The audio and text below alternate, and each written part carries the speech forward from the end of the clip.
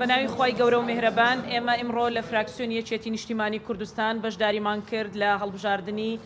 دەستەی سەرۆکایەتی لیژنە هەمیشەیەکانی پەرلەمانی کوردستان کە 15 لیژنەی هەمیشەیە بوو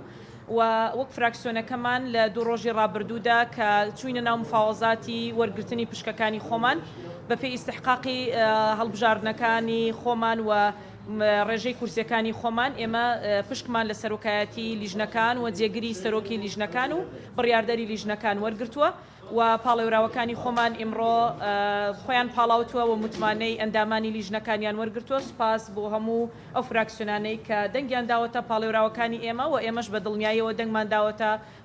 پاڵێوراوی فراکسیۆنەکانی تر و ئومێد دەکەین بۆ ئایندەش بتوانین بە یەکەوە کاری باش لە لیژنەکانی پەرلەمانی کوردستان بکەین و وەکو فراکسیۆن یەکێتی نیشتیمانی کوردستانیش کۆمەڵک پرۆژە یاسامان حازر کردووە کە لە ئایندەیەکی نزیکدا پرۆژە یاساکانمان پێشکەشی سەرۆکایەتی پەرلەمانی کوردستان دەکەین و